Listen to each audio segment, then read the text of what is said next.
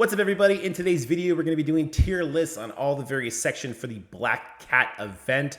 This is all based on the data mined node compositions and the data mined packs in mind. We do know the traits themselves, so we're kind of workshopping that. There's a lot of thought went into this. You can find the VOD on Twitch if you want to know all the in-depth thoughts on why we made some of these B teams that we made and why some characters that you might think were really good got pushed down. Like, for instance, on the Brawler node, you'll notice I have Infinity War Thor and Star Lord Annihilation super far down, but on the Knowhere section, I have them obviously S tier. So you're going to see why that is the way it is if you check out the VOD. If not, don't worry. This is going to give you a full picture about what I'm doing with my thoughts. And again, just to reiterate, none of this is confirming the packs, confirming the node compositions. This is based on the data mice that we've now had for weeks and a lot of hopefully fruitful thoughts that I put into it. So without further ado, let's get into it. But before we do, a word from our sponsors, Into the AM. I want to give a huge thanks to the sponsor of today's video, Into the AM.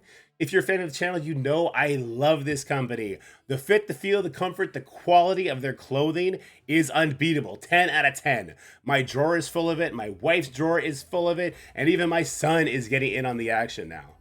I want to share with you some of the sales they have coming up. So from August 11th to the 14th, they're going to have a best sellers flash sale up to 30% off on their best sellers. And you'll see some amazing graphics here. I really like the Saturn Run tee and the Mixtape tee. I actually already own one of these, but my son wants one. He already has the Volcano one, but he wants another one. From August 17th to the 18th, they have packs up to 40% off. And August 22nd to the 28th, they're going to have a huge clearance sale up to 95% off. But that's not all. Make sure you use my code DORKY for an additional 10% off. It also lets them know that I sent you, so I'd really appreciate you using that code. Stay inspired, pick up some Into the AM merch. You will not regret it. And let's get back into the episode. All right, and here we are with the first tier list. This is going to be the Knowhere Sinister 6 tier list. Now, if you wanted to see all the thought that went behind this, head on over to Twitch. You can check out the VOD. It ended up running like an hour with me and Twitch chat. We're breaking this down, talking about why we were thinking what we were thinking. And it's a really interesting watch, but to upload that to YouTube, I think it would be a nightmare for some people. So let's try and get it condensed. So this is going to be our Knowhere tag. And the Knowhere tag, I think is pretty self-explanatory. So the 5 Knowhere team will be better than any kind of hybrid you want to make. Better than Doc Ock, 100%. What we definitely want to do here is change around some ISOs. If you have Cosmo as a skirmisher, like I currently do, because he doesn't need to be healer in war, you probably want to make him a healer. I'm definitely going to make him a healer. He's going to do so many healing. Now, again, just like we talked about in the thumbnail, we are doing this keeping in mind the data mined packs and the data mined nodes. There's no confirmation. This is not me sneaking some secret intel to you guys. This is all based on the data mines, okay? On the pact, where they drop below a certain threshold and they get energy, that'll mean Cosmo with his low cooldown heals will be able to spam heal. Now, he does heals, he doesn't do regens, which is why I definitely think Cosmo just pushes Doc Ock off cliff. Like, he's way better as a healer. And the rest of the characters I think are self-explanatory. They have the Knowhere tag, the stats are the stats. Yes, sorry, Cosmo is a she, but pushes Doc Ock, who's a he, off the cliff. Imaginary characters, please give me a break. All right. So Thor definitely going to be a raider, so he's going to be fueling that Nova basic attacks. Korg, I actually think I might make Korg a healer as well, just for his on-turn heals that could pop off. I kind of like him as a fortifier too for targeted vulnerables. I also would like him as a raider because he does do AoE on his special, but I think a fortifier or healer is going to be fine. If you already have him as a fortifier, just leave him. If you already have him as a healer, leave him. If you already have him as a skirmisher, probably leave him too and see what happens. And then Star Lord Annihilation. I've been saying Star Lord Annihilation as a raider from the very beginning. I don't like him as a striker. I want nobody taking striker procs away from Nova, especially when we're talking about war. All right, let's jump down to the C and D tier. Like, these guys are garbage, okay? The only reason Mysterio jumped up to C is because he does have that passive when he dies, where he turns into 3 people, and that could be useful for a burn node. And that's why the other 3 are actually up in A tier. So Green Goblin, Swarm, and Doc Ock. I don't think you're actually going to need a second team. I think you're going to need some sacrificial lambs, which is where we talk about node 10. So this, again, is data mined from the node compositions. And what we have is 2 Nebulas, a Gamora, a Nova, and Cosmo. And remember, if we do have the one pact on where Cosmic Heroes get the Knowhere tag, then we're also going to see Gamora come in with, I think it's Safeguard and Dodge or something like that. And then the Nebulas go. I haven't done the speed check on this yet, but I think Nova still goes first. Because Nova's getting speed bar from Cosmo and from Gamora. I think putting him up at like 45%, or maybe 60%, something really fast. So I think he's going to go first, which is actually good news. Because in this node, we will need a burn attack. We will want to go in, we will want to pull the Nova special, and then we'll want to go right back in and pull the Nova ultimate. This is only possible if the old Scourge rules apply. Now, I didn't actually notice in the Nova trial, but somebody was saying that you couldn't go in with just one character. If we can go in with just one character, it's going to be go in with your weakest Sinister Six member, Nova's going to kill him with the special. Go in with your second weakest Sinister Six member on the next attack, Nova's going to kill him with the ultimate. And then you go in with your full Knowhere team and pop off. And then maybe if you leave it with like 1, 2 of the weakest enemies left, you can clean it up with Green Goblin, Swarm, Doc Ock, and I don't know who else. The rest will do absolutely nothing. Their passives don't even do much. I guess Vulture can do a turn meter rewind. That's about all you got there. So yeah, we're going to definitely be leaning to the burn attack if we can, but we don't have 10 characters in the Sinister Six tag. We only have 8. So if it is the case where we need to bring in 5 characters, you will need to bring in an entire Sinister Six team, in which case you're going to simply want to bring in your 3 newest characters, which is going to be your Green Goblin, your Swarm, your Doc Ock, with Mysterio, because he does have that passive, and probably Rhino, because he'll have a bunch of life. And you're going to need to survive all the way until the Nova second turn, which would be difficult, but that's definitely what you would end up doing there. So yeah, that's it for that. Let's move on to the next section, which is going to be your Mystic Villains. I don't think anyone's surprised by the top 5. We got Morgan, Doom, Dorm, and then 2 other Darkhold members. We need to use Morgan and Doom for 4 nodes, for both Mystic Villains and Global Controllers. Again, if the pack data mines are to be believed, and every time you drop below 50% life, you're going to get energy, we're going to get to use Doom ult a lot more often than what we normally get to do, and we're going to have to use Morgan Special a lot more too. So they're going to have a lot of self-healing. So I'm actually less worried about going node to node with them now than I was when I first saw those traits that we need to use.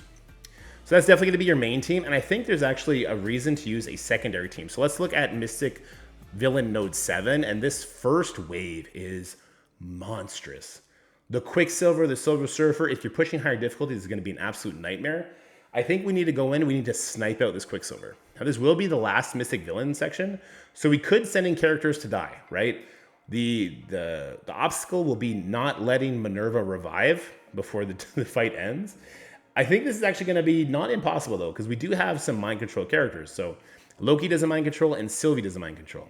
Sylvie's mind control is completely RNG, but with Loki on the field, that mind control absolutely smacks. So Loki goes in, mind controls on the Quicksilver. Sylvie, you might have to just keep resetting till that mind control comes in and hits the Quicksilver as well. Or maybe if your team is big enough, because you've been pushed them really big for Crucible, you can kind of just keep playing it out and just rip apart the Quicksilver.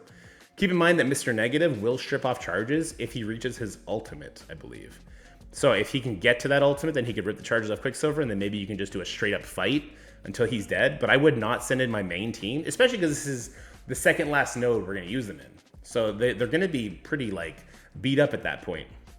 But yeah, I think we need to go in. We need to take out that Quicksilver as soon as possible. Make sure Minerva doesn't bring him back. And then from there, we need to ride the wave and just get through the rest. I don't think it's impossible. The node looks very strong, but so does our team. Like our 5-man team, I think this is self-explanatory. Self-healing on Morgan, Doom heals with his ultimate, Dormammu heals with his ultimate. Then we have Drain healing on both Strange and Agatha. Agatha does healing as well. The question, I guess, for most people will be ISO 8. So Morgan, striker, 100%. When we get to the next section, you're going to know exactly why I'm saying that. You need her as a striker. Doom, I love him as a raider. I'm keeping him as a raider. Dorm, love him as a raider, keeping him as a raider. These characters that used to be the best strikers in the game, because they've been stat crept, are no longer the best strikers. They make great raiders, though, because they have strong AoE attacks. Doom, technically, like, he only has the 1 AoE attack, but because he goes on his ride, he does 3 attacks. I kind of look at it as like an AoE attack. He gets a lot of vulnerables out that way. Dormammu, everything's AoE. Strange, I think we keep him as a raider. And then Agatha, I kind of think maybe Agatha can switch over to a healer. With her ultimate, and again, with her hitting that break point and then getting energy, she might be able to use that more often. I really like her as a healer, so I'll probably swap her to a healer. On the A tier, like I don't think the ISO 8s matter. I think it's going to be like maybe Hela as a raider and Mr. Negative as a striker is the only thing that really matters. The rest, we're just leaning into the mind control effects and trying to get that Quicksilver taken out. Yeah, that section is going to be pretty tough, but the next section I think is going to be even tougher. So the next section is going to be our global controllers. Now we see some familiar faces. We already talked about this. Morgan Doom absolutely make this list, and then Omega Red and Taskmaster follow through. Now they both have war tags. They both get speed bar on spawn. They both open up with an ability block, and then Taskmaster opens up with a blind. This is going to be your main team. I think these two here, the Omega Red and the Taskmaster, that's going to be the two that are going to be hard to keep alive from node to node. Omega Red does do a lot of self-healing, so he's kind of okay, but Taskmaster not so much, which is where we, like, you know, there's no fifth member for S tier. I think it's going to be dependent on your roster. This is where Emma and Black Widow come in, and I think one of them is going to be a healer, and I kind of lean towards Black Widow maybe being the better option here because of her speed. And she's giving speed up, and she's gaining speed up. So she's taking so many turns. Having her as a healer, I think, would be great. And then we would need to switch up some ISOs here. Again, Morgan Striker, we need that. We're going to talk about a certain node in a second. Doom Raider. Omega Red Striker is pretty good, too, because there's percentile damage there. And then Taskmaster as a skirmisher. So the problem would be if we're lacking on vulnerables for a certain point in a certain node. Let's go look at that node right now. Node 8. When we read the data mine of this node, I think everyone's jaw collectively hit the floor because it's crazy when these guys have their war buffs on. So the first node is kind of whatever, right? It is what it is. We're going to bust through that. Echo's going to be popping us off. Gwenpool goes super fast. It's going to be very annoying. But then the second wave comes in, and it's Hulk, Brawn, and Red Hulk. And they spawn with speed up and Warg with Brawn, and then Red Hulk spawns with immunity and safeguard because of Green Hulk. And you're like, dude, what? Like, what am I doing here? Which is why it's going to be super important. We need to kill the Red Hulk before he gets to use his ultimate. If he uses his ultimate, it's over. This team comes in super fast. Now, luckily, it's the second wave, so we need to kill the first wave in such a way that it leads into the second wave, and we're doom ulting right away. And we're using percentile damage to our benefit. That's going to be percentile damage coming from Morgan's basic and her special. So if we go back, what I think we're going to want to do here is we're going to want to damage that first wave as much as possible, which is going to be a mixture of the Death Seed members. So we got Magneto, Dark Beast, with Brotherhood member, Mystique, Mind Control. We're leaning heavily into Mind Control here. Moonstone, Mind Control in her special, and then Phoenix, who does percentile damage. Now what we want to do when we get in this node, we want to knock them down and get them super close to dead without being dead, right? So we need to get them all to, I don't know, if we can take out 2 of them, who knows when the next wave spawns in, we need to figure that out. But if we can get them all to like 30% or so, and then we can just wipe the floor with them, and then the second the Hulks drop in, Doom is going. Now Doom is a raider, he focuses 100% on Red Hulk, gets 2 crits on him, that's gonna give Doom 3 vulnerables to hit into. Morgan goes for the ride, she does her basic, special, and then another basic, because she'll have speed up. Oh no, Red Hulk would have speed up too. You need to kill Red Hulk in those 3 turns, you have to. So it's going to be some sort of crazy setup like that for that node. But I think we have the tools to do it with the mind controls, with the Death Seed members, you know, those blinds coming in clutch. The rest of the characters, like this B tier is kind of stacked when we look at it. We got the Scarlet Witch, we got the Dazzler, Zemo, Hawkeye, some War Dogs, Sharon Carter with the stun. I don't think any of these characters are actually going to get any play unless you're on a lower difficulty and you're really stretching it. And then for the C tier, D tier, just straight garbage. Absolute garbage. I think this section might be the hardest, which will lead into the last section, which is Brawlers. Brawlers feels like we have too many characters for it to be hard, which makes me think it's going to be the hardest section. I think we spent the most time on this section looking at possible team compositions and kind of ranking characters and why we'd rank them the way we do. And we were looking at a couple nodes, and I think we were looking at this last Brawler node, and it seems so tame at first glance. We got some Rebirth characters. There's no war tags there. Maybe Captain America does some more stuff. I think the Invaders get the Rebirth tags. So there's lots of healing going on there. But it doesn't seem too crazy when we look at our options. Like we have Red Hulk, we have Val, we have Quicksilver, we got Deathpool. You have Super Skrull if you're the kind of person that has Super Skrull. It's weird to think how this section will be too hard. But we kind of went worst case scenario. We thought our way through it anyway. Listen. The S tier, there's no surprise here. If you have Super Skrull, he's a cheat code for this section. You're just going to walk over it. Red Hulk, you haven't built up from the Apocalypse Saga. I know a lot of people brought him into Dark Dimension 6. Congratulations, your gamble 100% worked out for you. He's going to be amazing here. Val, everyone and their auntie went hard on Val. She's just so damn good. Quicksilver. I think Quicksilver is going to set a clear barrier in people's rankings. I think if you have red stars on Quicksilver, the amount of damage and control that he puts out on these nodes is going to be very impactful. Do we need that? Like when we looked at the node compositions, it doesn't seem like we need all that firepower. But I'd be surprised if Quicksilver doesn't play a huge role in this. And I'm happy I have my Quicksilver built up. Deathpool. We didn't talk much about node 1 because it's unrestricted. Node 1, I think you got to prep your Deathpool.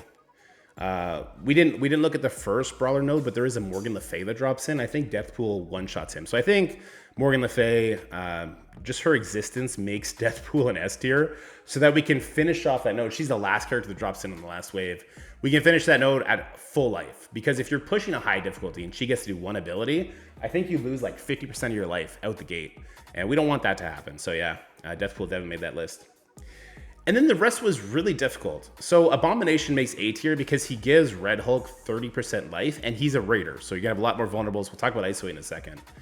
Shang-Chi could very easily be S tier if his ward defensive boosts are in play. Now, I'm concerned that the way the game is programmed means if your character's on the right side of the field, they get ward defensive buffs. If your character's on the left side of the field, you get more offensive buffs. If that's the case, like a lot of our conventional thinking here is going to be off because we're kind of thinking ward tags are active. So like ward defense works everywhere, ward offense works everywhere. Is that how we're looking at it? Because if that's not how we're looking at it, I think Nico Manura, there's a node with a lot of them. That node will be very tame, right? In the same way, we won't have to worry about Nova awakened abilities on that last node. Who knows if that's how it's going to play out though? We definitely need to see that in action. And I guess we'll see when we see. But if Shang-Chi does have his ward defensive tags, where he's hitting for 20% turn meter rewind instead on his special, on his ultimate rather, and on his special he's healing for 50% of his life, he's going to be an absolute monster here. He would be S tier for sure. Because again, we talk about that pack, and we're going to be leaning heavily into this pack. It's an RNG pack, that's how these trials go. When a character gets knocked below a certain threshold, they get 2 energy. In the case of Shang-Chi, if he gets knocked below, then he can do his ultimate every single time he gets knocked below. He can then use his ultimate, which is a 20% turn meter rewind, absolutely crush. He'd also be able to do his heal 1 turn after that, which would heal for 50% life and give him 75% speed bar. That's part of his ward tag as well. So if Shang-Chi's getting all his ward benefits, he definitely makes it to S tier. And again, he's a raider. So let's talk about ISO 8 real quick. Red Hulk, I love him as a raider. I know some people have him as a striker. I think if that's the case, you might struggle having enough vulnerables here. Val, 100% striker in my opinion. Actually, no, a lot of people went at raider on her too. I just like her as a striker, especially in the raids, getting those extra exposes out. But I could see raider having some play here for sure. Quicksilver is 100% a striker. The amount of damage that he puts out on those is huge. Deathpool, I think most people went striker, but she can make a good raider too. So you have options on who you want to switch around to make sure your striker attack is going. In this event, I think what you want to do is you want to lean into the characters you already have at ISO 5. So if you have like Red Hulk ISO 5 striker, leave him as striker. If you have Val as level 5 striker, leave her as a striker. And manipulate the others to be raiders. If you're bringing Shang-Chi, he's obviously a raider. Same with Abomination. So I think that's good. And when we talk about self-healing, all these characters have self-healing. So the 2 Hulks, they heal for 20% on turn. I think Val heals 20% on turn. Quicksilver, he gets regens on ally turn, but if we're taking enough turns, he's going to get enough regens. He'll stay healthy. And then, of course, he's got the Scarlet Witch safety blanket. But maybe you want to save Quicksilver for the last node. I think you can get through the first node fine, especially if we're going to go in there with keeping in mind we're Deathpool ulting on the Morgan. And Morgan does self-healing as well on her special, on her basic rather, so it's fine there. And again, if you have Super Skrull, none of this matters. You're just going to Super Skrull to death. But if you don't have Super Skrull, that last node, we're kind of looking at it, it's like, okay, so maybe we'll get stuck in an infinite loop where Peggy Carter just keeps spam healing people and we can't get through it. If they all have the rebirth tag, that could be an issue, though they don't have raid buffs, so that's nice. But we kind of came up with this Weapon X team to go in there and just snipe out Peggy. I think that'd be very helpful. So Wolverine, Sabretooth, Lady Deathstrike, obviously they're all Weapon X. They get a few ward buffs, nothing crazy. But what they do is they all put out bleeds on their first turn, which obviously Zombie Iron Man loves bleeds. If you don't have red stars on Zombie Iron Man, you want to hide him in the corner so he survives. And then Knowhere comes in, he does a 50% turn meter rewind, his offense up, so it's going to help you kind of reach a second turn to make sure you snipe out the Peggy Carter. So the idea here is that you would target Peggy Carter with all of your attacks. You want to make Lady Deathstrike either a skirmisher or a raider, so she gets a vulnerable up. And then with your Wolverine and your Sabretooth, you get a bunch of bleeds on her. You get a bunch of bleeds on all the other characters around her.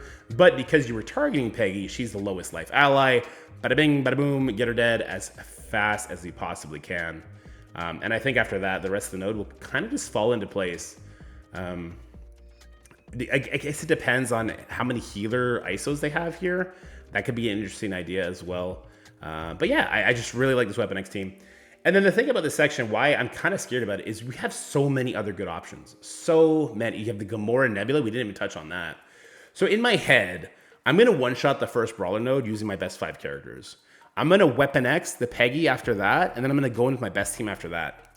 If I can't clean up with my best team on this last Brawler node, but I get it to like the last 3 or 4 enemies, I still have so many options I can go in here with. I have the Infinity Watch sisters I can go in there with. I have Young Avengers. I have some War Dogs I can go in there with.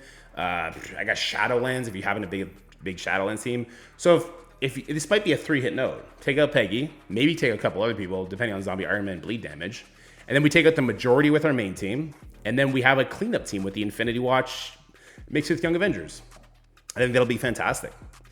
But yeah, that's my tier list, guys. I know a lot of people have been asking, like, who should I build up? And the advice is the same it's always been. Just don't. Hoard your gold, hoard your everything, and go from there. But there are a couple absolutely safe people to build up if you're refusing and you just want to build some people up. First of all, Nova, all the Knowhere characters, 100% safe to build up. If you're just trying to go for the unlock, I think Gear Tier 13 will get it for you. Maybe Gear Tier 14, if this is going to be as difficult as the Nova trial was. And then for the next section, Morgan Doom, 100% build them up. They're going to be the carry for 4 of these nodes. And then finally for the Brawler section, like, I would hope you have most of these characters built up already that we're talking about. Red Hulk, Val, Quicksilver, Deathpool. And if you only wanted to do 5 and 5 only, I would just build up those first 4 and then wait. And that'd be that. And I think that'll help you get the unlock. If I do get the playtest, I'm going to ask for access to an account that has, let's say, like 4-star everything and Gear Tier 13, and I'll try and get that done, and we'll go from there. But guys, this is the tier list on characters, the benefits that they're going to give, keeping in mind the data mines. None of this is confirmed information, none of these packs, none of these node compositions. This is just what we have right now as far as data mines go, that I'm kind of leaning into because the data mines have been super spot on lately. I hope you enjoyed this video. If you did, make sure you like, share, and subscribe. Stay happy, healthy, and fun, and I'll see you guys later. Bye. That's it for the video, guys. I hope you enjoyed it. If you did, make sure you like, share, and subscribe. Stay happy, healthy, have fun, and I'll see you in the next one.